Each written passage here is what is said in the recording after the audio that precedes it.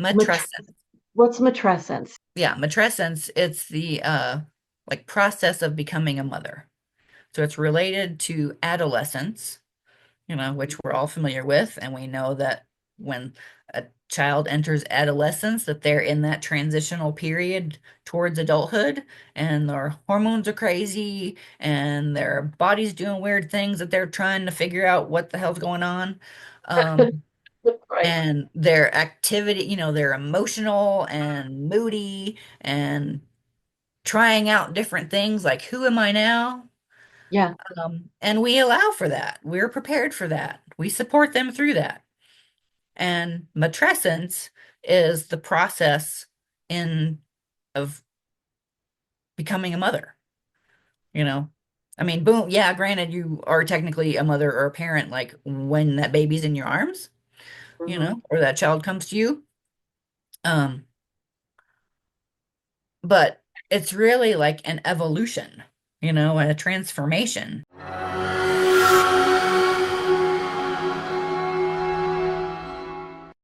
Well, hi, and welcome back to Goodbye Good Girl podcast. I am thrilled to have with me today Julie Behnken, and I'm just getting to know her, and I'm already fascinated and thrilled to have met her because she is the owner of StarSong Postpartum and Beyond. And she will tell you so much about what that's all about. She's the expert.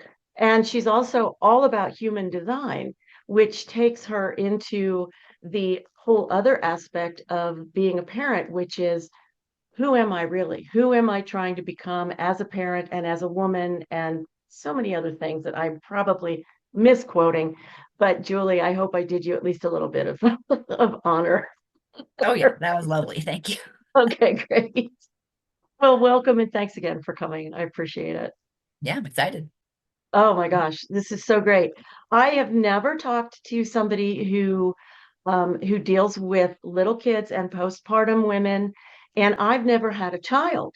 So this is really interesting territory for me. I got to watch a birth once, Oh, and that was fascinating because it was like being in church. The woman was so quiet.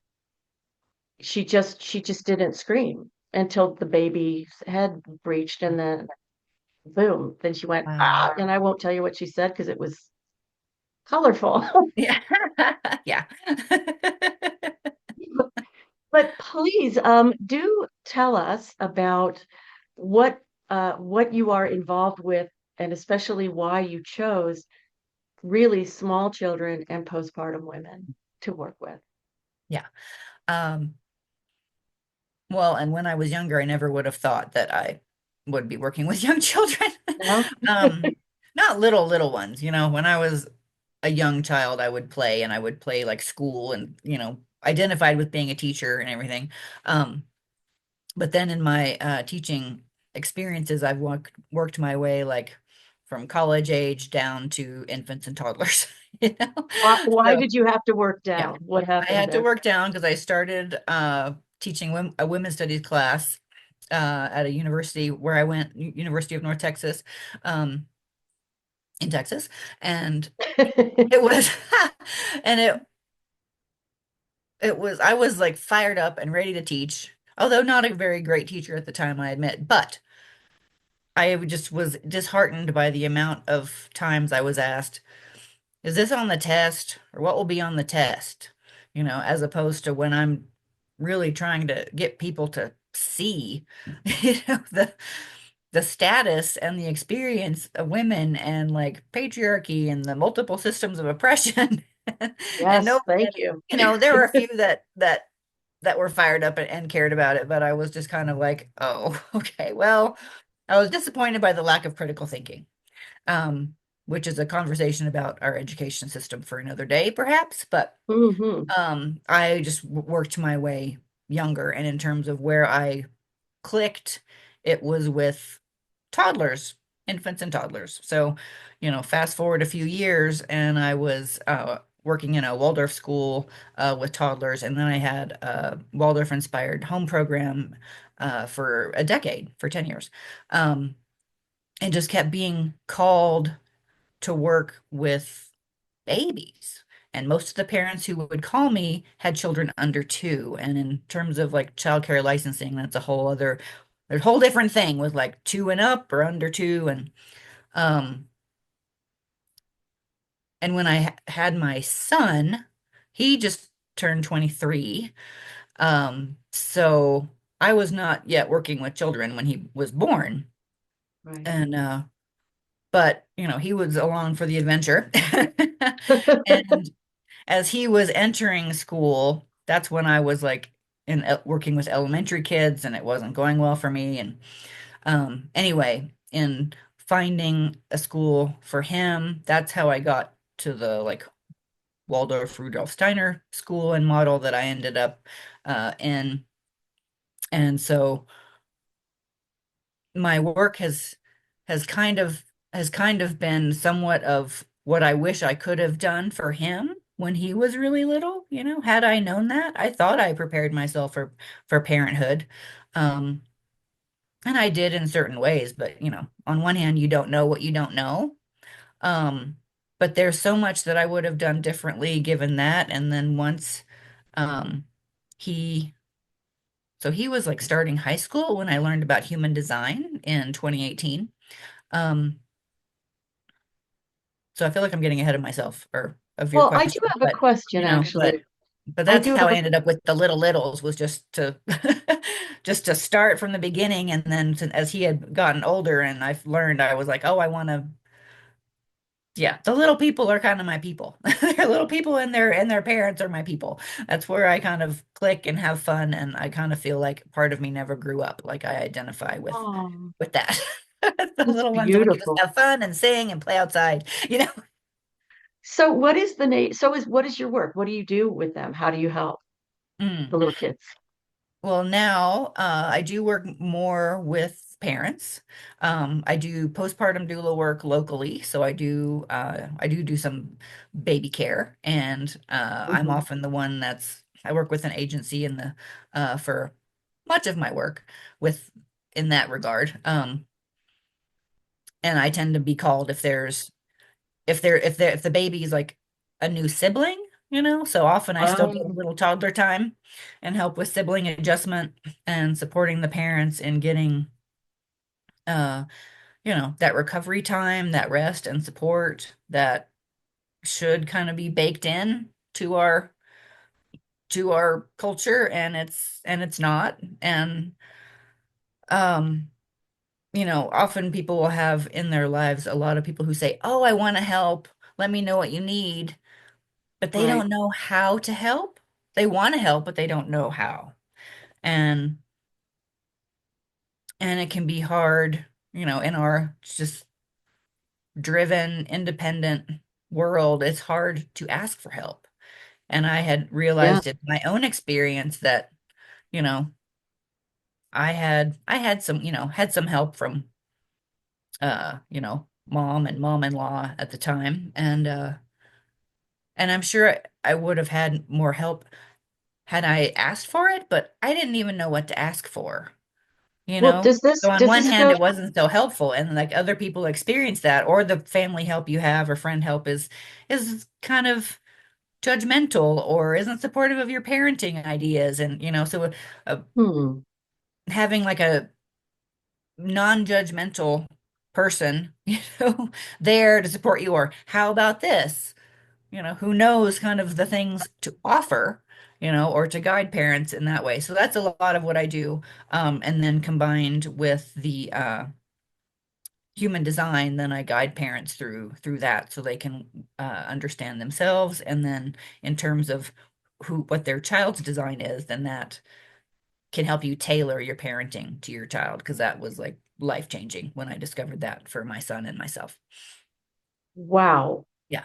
Wow. So it sounds like I have a baby and then I go, well, this is my baby that I expect is going to be this way, this way, this way, and they're not, Mhm.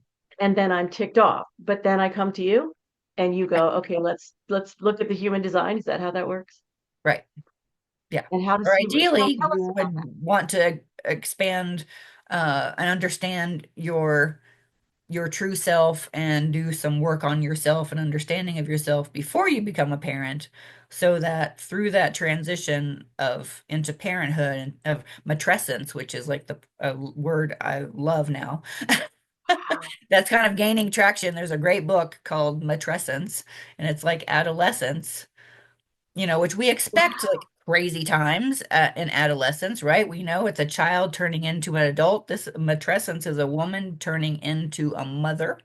Oh my Similar, God. like hormonal, you know, Yeah. madness and struggle and emotional things, and your body goes crazy, and just a real identity shift. Who am I now? And trying to find your footing and all those things. And it's a process. It's not like, boom, you have a baby, now poof, you're a mother, get on with yourself. Pretend you Right. work like you don't have a child, but parent your child like you don't have to do anything else in your life. So, um, Yeah, yeah. So a there's lot of two. people find me, I'm hope, I would love for more people to find me before they have children, but yeah, often it's, I've got, who am I now? What's happening? Help, I need help with this child. I don't Oh, understand how to meet them. how will it help people to meet with you before they have a child and do the human design? What shift does that give them that is most helpful? Not one only, but like what are the Mhm. helpful shifts from that? Well, it helps you look at how your energy, because it's really like about your energetic aura, you know? Hmm.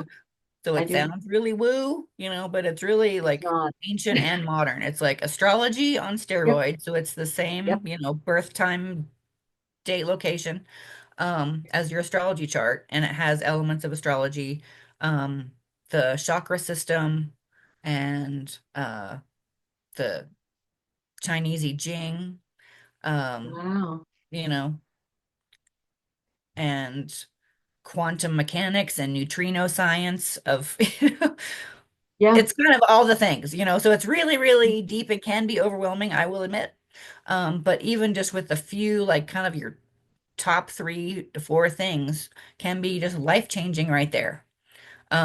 So it's kind of like, oh, and often when we're a child, we come in and we're authentic until we learn to be otherwise, you know? And Yeah. those things like, why are you, all those, why are you so whatever? So all the ways that why are you doing that? Or the aspects of ourselves that are too much. And oh, this is how you're supposed to be, kind of as women, the whole like good girl thing, don't speak up, Right. fade away, or everybody's needs are more important than yours. It's not safe for me to speak up and give my opinion, or it's not Right. emotionally safe for me to express. Um, and your human design really, I mean, and those things apply to all of us, certainly. In your human design, by looking at that, then well, if I'm not doing it this way, then here's the way that I'm meant to do it. Because it's different for different human design types. So it'll give you like a decision-making strategy. And, generally our whole like rational mind, ignore everything below your brain method of intuition and making decisions and listening to the body, it's not in your brain. Our brain is not for that. But that's what we all learn. There are It different is. there are different ways that the body expresses itself, but Hmm. none of us, and some are more logical than others, but our logical mind is not the one going, oh, that's the way I need to do it, you know? No. And No. parenting is nothing, if nothing else, is like constant decision making. Right. It's just Right. micro decisions all the time, big decisions, little decisions. What now? How do we handle this? You know, Right. Well, let me some ask you a question about examples. human Yeah. design. Can you give me one of the personality types? Like, just give me one personality type. Mhm. Um, well, I'll use my own. Okay. My own is a manifesting generator. which is kind Okay. of a subtype of the generator, and Oh, 70% of the world is generators and manifesting generators. So that's most people, okay. right? There's three, Yep. then there's other types, but generator, manifesting generator work very similarly. Okay. And yeah, I remember I did a one of these online things Mhm. and found out that I am a manifesting generator, but then didn't go further Huh? than that because, as you say, it's a lot of information. I need somebody That's a like lot. you. Yeah. Trent. That's a lot. Yeah. So if I'm a manifesting a generator, or if I'm a manifesting generator and I'm going to have a baby, and the baby is not a manifesting generator, what kind of clashes can I expect? What's the nature of? Yeah. Is it going to be behaviors? Is it going to be emotional settings? What is it? Uh, yeah. All of the It could be above. all of the, it could be all of the above. Um, because, and that's kind of like myself and my son. Like I am a manifesting generator. Um, so is his dad, and my son is a projector. And manifest generators and manifesting generators, we have like consistent access to energy. We're kind of the like energizer bunnies of the energy types, and we're kind of the like builders of the world. Originally they were just the manifestors and the generators, so kind of the like pharaohs and kings, and then the all the people that had to build what they wanted. We're Yeah. the worker bees. Um, And so we have a lot of energy, right? We can go and go and go and understand, like, yeah. And as manifesting generators, we tend to move quickly and can have Yep. multiple interests, Yep. you know? So there's a lot going on. A lot of, it can be hard for other types to keep up with the manifesting generator Sure. because we're quick and we go and we can do a lot of shit. We can. We get shit done. Yeah. And I'm like, here and over there, and yeah, let's do that. Um, And so, and we have a lot of energy. Like I said, we have a lot of energy, but it's important for us to use that energy, a lot of our physical energy, because then if there's like pent up energy, it will be difficult to settle or sleep. Yeah. Um, when things aren't going our way or going fast enough for manifesting generator, we get frustrated, you know, Wow. and baby Wow. life, toddler life. Well, on one hand, it's fast because you can feel like you can't do anything else, but it's also a level of slowness, of where we just gotta like be. Yeah. You got You to know, wait for everything to Baby's grow. sleeping on you for 2 hours because that's the way they're gonna sleep right now, and you Yeah. can't be like go going. Right. Um, Right. so there's that shift just in general, and then like say with my projector son, he's very son. He was not sun. um uh he takes in a lot of energy from the people around him, so I can Oh, imagine like how exhausting it was to be our family, right. or when he went to school. I could really see it, if 70% of the kids in there are generators with all this energy and he's just taking it. No wonder he was bouncing off the walls and getting in trouble. And when he Right. came home, he just had to be like, he was just done. He had to Right. just really decompress. And so it's kind of allowing like, okay, what can I do for myself that will feel satisfying to me? Because as generators, we want to feel satisfied, you know, Yes. do things Yeah. that, oh, that's satisfying. So we need to find little ways in our parenting that feel satisfying to ourselves, little way to be moving our bodies, after the immediate, postpartum. Everybody like the whole like 40 days for 40 years is you need to Right. rest and recover and slow down. Everybody does. But manifesting generator and a generator is probably going to be ready to get up or will want to go walk outside a little sooner than another type would, or your little uh non-generator. type child will need a little more downtime, will Hmm. have less consistent energy. So you'll want to bring in, you know, it's just kind of more like all children need unstructured time and plenty of rest and freedom to move, But yeah, your generator child's going to need a little more active activity, and the others might just, when they're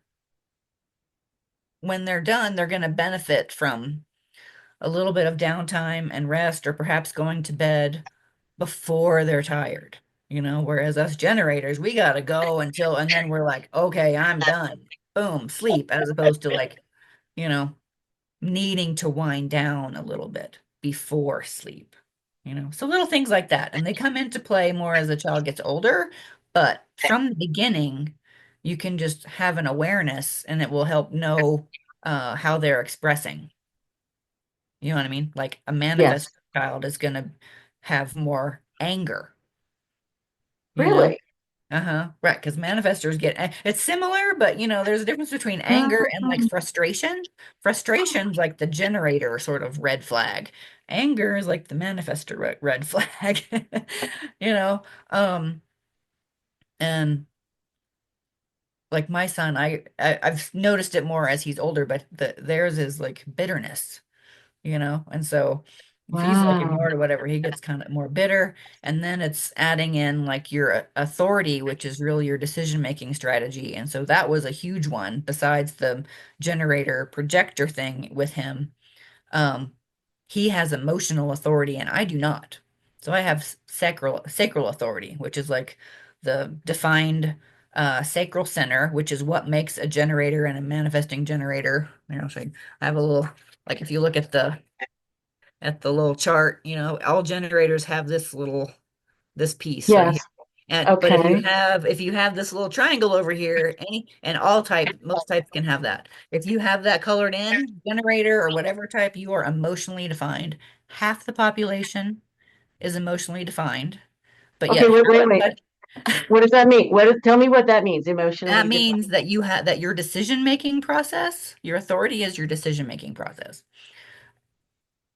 And if half the population has emotional authority, which means that the decision-making process is based on your emotions.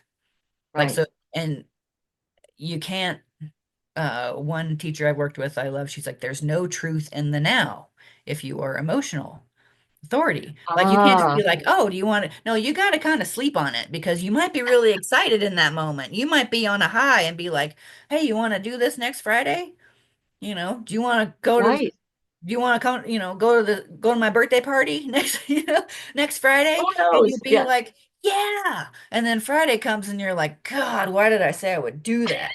You know? Or on the other way where you're just like kind of in a low mood and be like, no, thanks, I'm not up for that today. And then you'll like later you'll be like, damn, I missed out, Right. you know, as That opposed to sounds like very me. familiar. Yeah. So and just knowing, I mean, you don't have to sleep on it for like, what are you going to wear today, or what are you going to eat, or little things, but like larger decisions or commitments that you're making, the more time you can have, and same.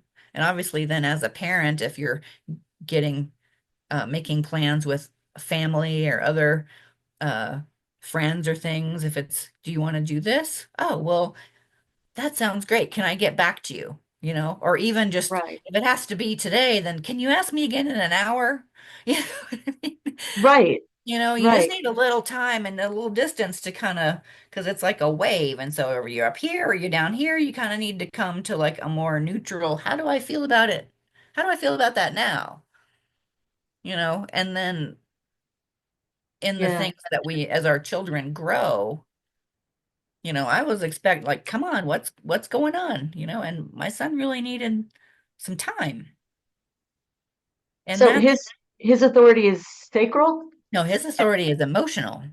His is emotional. Yours is sacral. Mine is sacral. And so those big like baby and toddler feelings and tantrums that he had, all Oh, children have that. I mean, it's a developmentally appropriate kind of practice, but his were big.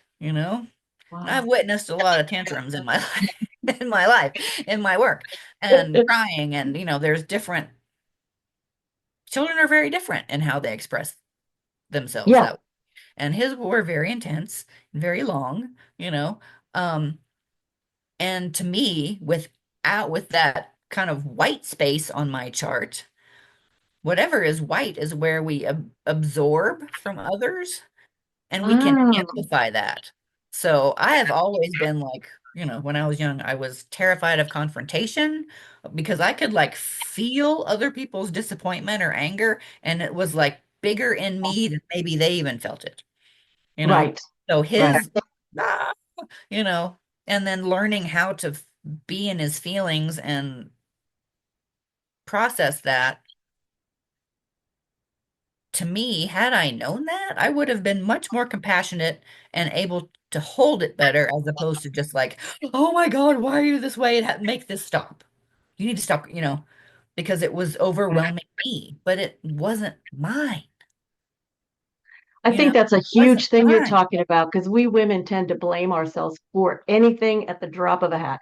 It's just Right, how we've been conditioned. And right. that Yeah. brings up another thing that you had said to me. You mentioned, not while we've been talking here, but you mentioned a really important word, deconditioning. Hmm. Um, we are so conditioned. We are not just conditioned as children, we are conditioned every single day. We are re Oh, traumatized yeah. every day by the Hmm. messages, by the language, by our own internal settings that we don't even know yet that we can change, Right. but we can. And so I'm wondering about children. Hmm. Now, children do not come in as blank slates, they come in as their own Hmm. people. Right. Have you ever seen a child change from one type to another type in human design? No, they No, stay the same. you We all you stay you the don't change. It's kind of like your astrology chart, like same. no matter how much personal growth or trauma that happens to you, if you have, I have a Cancer sun, I will always have a Cancer sun and Cancer rising and a Taurus moon. That won't change. That's the Right. imprint of the moment you were born, and human design uses that same kind of imprint plus the imprint of 88 days before your birth, So Really? yeah. So it's just sort of like the body and the soul. Hmm. That's amazing. Okay, what do they base the 88 days before on? I mean, like, oh, it's just based on like where the planets were. They just Yeah, backtrack right. from Yeah, it's all like the sun was here, and it that's includes the earth. It's like the sun was here, the earth was here, moon's north node, Venus, right. Mars, it's yeah, where the planets were. Sorry, my Oh, brain no worries. exploded for a minute. I was like, wait a minute, how did they get to 88 days before you were born? Like, oh, I get it. It's mathematical and Yeah, right. So okay, it's like here's where they were now when you're born, and here's where they were over there. fantastic. And Really? yeah, but you just and then living our lives as we learn and grow and observe our patterns and Right. things you know we might become more aware and more able to use you know our astrology or able to use our human design differently, but we'll always be the same type, which is one thing that I think is so lovely about Okay. human design in your parenting, because that really feels like a destabilizing transformation. And so even, it's such a thing where people are just like, I don't even know who I am anymore, you know, or that you're just Yeah. lost in sort of all of the doingness of Of being motherhood a mom. and all that is expected of, of the role, and that we just want to give everything to her. It's natural to want to give everything to your child and do everything that you can for them. Um, but we have to hold on to ourselves. And so even through that shift of as your priorities change and your body's changing and you have new perspectives on all the things, the way that you operate in the world, like as manifesting generators, we are here to respond. We're not the ones to be like, I have a great idea and now I'm going to go out and make that happen.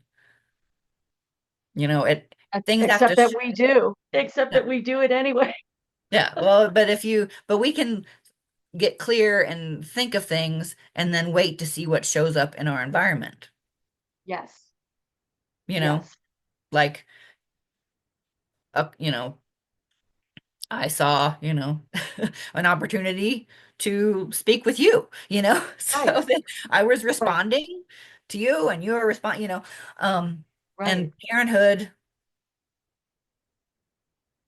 motherhood provides endless opportunities to respond, you know, What and was that word that you used earlier? You said it's sort of like it's mattress something or matrescence, mat matrescence, what's matrescence? Tell everybody what that is, yeah, because that's cool.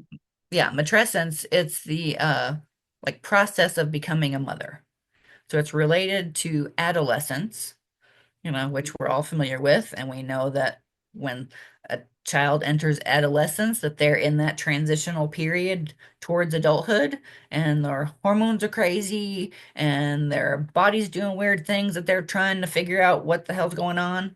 Um, Right. and their activity, they're emotional and moody and trying out different things like, who am I now?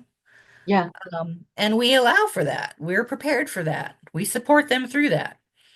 And matrescence is the process in of becoming a mother, you know. I mean, boom, yeah, granted you are technically a mother or a parent like when that baby's in your arms, Hmm. or that child comes to you. Um, but it's really like an evolution, and a transformation of then I love the that. hormones, the hormones are up here in pregnancy and then phoomp, they drop down, Right. the body is healing and the hormones are out of whack. Emotions or can be volatile, that's part of our whole like postpartum depression and anxiety. Is like some of that is hormonal and like and depletion of nutrients and lack of rest, and also just like what might normally happen without any support, Adolescents are often like can be depressed as well, Right. So hormone and sort of lack of support and acceptance and rest, a lot can go haywire. And it's an evolution, and obviously as your child is growing, like it never really ends. It's kind of like once you're postpartum, you're always postpartum in a way. And Yeah. matrescence is always growing because as your children grow, so are you. Each Right. phase is new. And even Right. if, you know, and every time if you have more than one child, even if you've done it before, you are different than you were with the first child you had, and the child you had is different than the first child so there's still differences. And so that continuing evolution and transformation is matrescence. And I love that word. I've been hearing it more and more, and it really just, I, I think just even knowing about that word is so helpful, How do you because, spell it? uh, I know you said there's a book out there called Matrescence, and yeah, I'm like, yeah. And I'm trying to remember who the author is. how do I find Um, it? yeah, it's Matre. I want to, I can't remember. There's a C in it somewhere. Yeah, here we go. I wonder. Oh, Yeah, okay. Matrescence.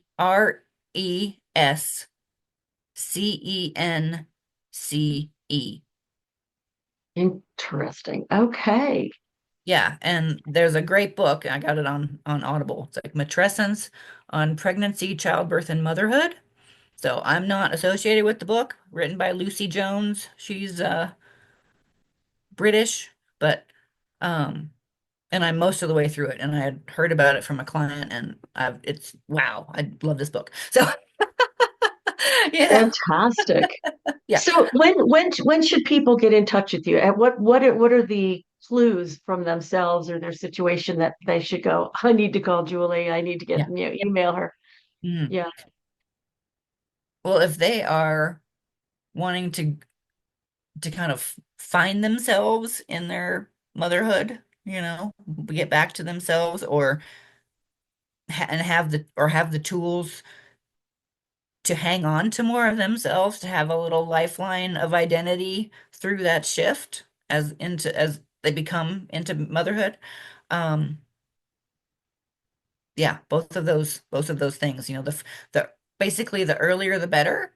And when I had Yeah. my childcare, um, it, I didn't even get into like the whole like Waldorf-inspired thing, but it's really based on like a respectful parenting, and that's how I think human design goes Mm. really well with that. And they would always be like, "Oh, I wish I'd found you sooner," or I wish I knew this sooner. And most children were like 1.5 to 2.5 when they would come to me, you know. Hmm. And certainly it's never too late. You know what I mean? I mean, my son No, was 7 and it made an impact. 7 for right. the Waldorf in high school. Um, but, those first 7 years are just critical, you know? And like what you had said earlier, maybe when we were just talking of, Yeah. the time we spend on young children, helps us raise healthy adults rather than trying to fix adults, Yes, you and know? I think what we miss, what we have consistently missed, and your work finds a place for, is embodying both the human, like what's happening on this dense earth, Mhm. and then the spiritual, the emotional, the just Mhm.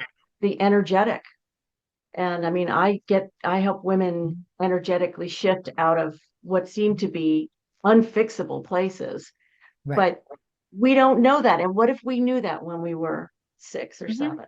Right. Yeah. And conditioning is inevitable. It's not like that we need to avoid all conditioning because Right. we come in and we have to, 2-year-olds are Yeah. learning how to be little people, how we are together and work Right. together, or wait for your turn and tie your shoes and hold a spoon, and then how Right. to be emotionally intelligent beings and with creativity and critical thinking. Um, but by knowing this sooner and helping to support like their authentic kind of innate way of being, they will have less to kind of decondition or unlearn like we're having to do now, Right. you know? Right. And, anybody who's paying attention and any level of energetic awareness at all can tell that there's some shit going on, you know? You know what I mean? We're in a huge shift, Serious shit going you on. Yeah. know, and then that's a whole other conversation, but But there's we're like going, you mean the but human evolutionary design is period? like a piece of that. There's a Yeah. whole, astrologers and human design, they're all talking about like the next couple years are really life-changing. And so the more we can be in touch and trust in our own inner authority and our inner sense of self and decision making without having to look outside to be told what to do, Yes. oh my God. Yes. You know Yes. what I mean? That's Yes. what our future demands, And so, That is absolutely what our future demands. And I call it our personal sovereignty. And it really is coming out of a massive victimhood. I mean, I Mhm. was watching this incredible episode of Next Level Soul, which I Yeah. shared with you about the show. And it was all about how religion is man-made, which we all will go, "Oh, yeah, we know, Mhm. but we don't know. Like we're not living that knowledge. We're still looking to to different spiritual isms, to different religious tenets to give Right. us the answers, even though we also at the same time say all the answers lie within. Mhm. Well, there's a mismatch there. Like, are Right. we going to go find out where the answers are, what they are, and how we can find them? Because I think that's a great journey. Yeah. And Right. Indeed. And then, yeah, they're in all the different, 1,000 points of information in your human design chart. Some of us have like the spiritual roles, or we're here to like manage the resources of the group, or we're, here to, intuition. And, it's wow. anyway, it's just really powerful and profound. And I find Yeah. it as a beautiful way to change ourselves and to change our parenting. And like what I love to say, and I think is so true, is that when we change our parenting, we change the world. Because look around right now, and and Mm, granted, all parents are doing the best they can with what they have at the time and what they know, right.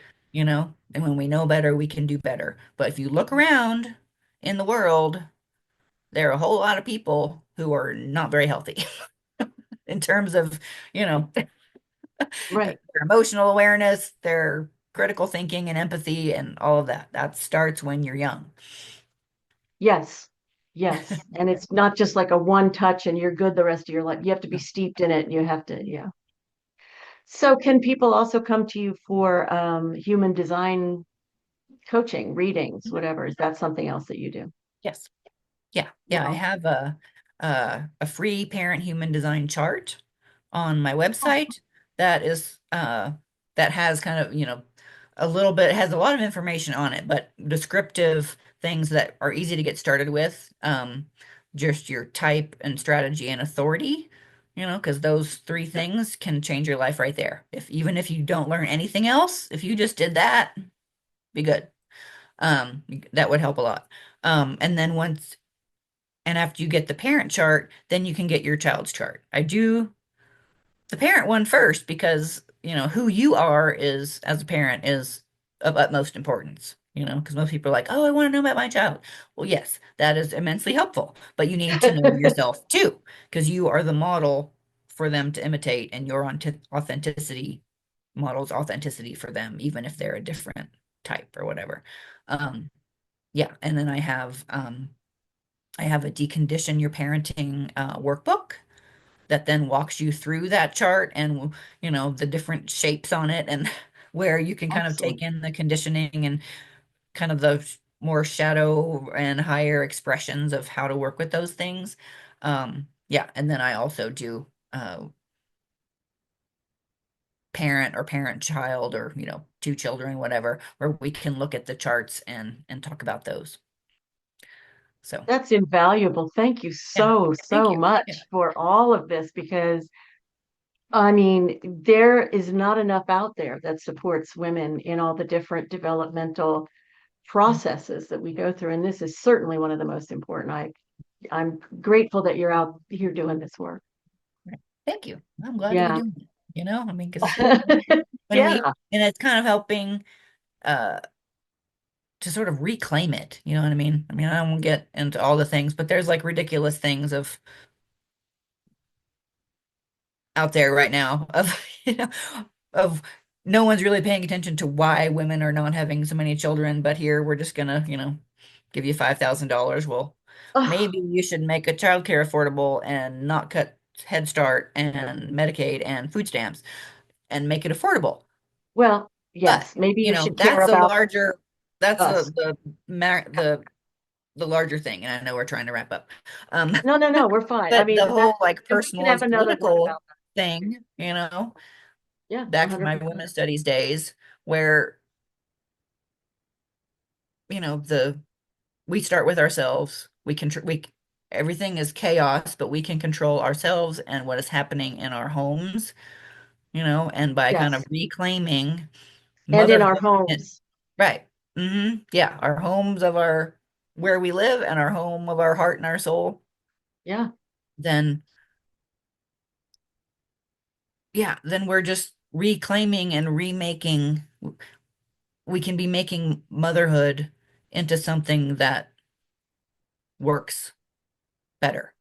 It won't work perfectly living if you're living here, but we can make it work better, and then we can start growing that to where it is you're supporting yourself and those around you can support you better, if that makes Oh, sense. it's beautiful. Yes, 100%. And I'm completely in alignment with that. I'm so aware of the lack of the feminine in our culture.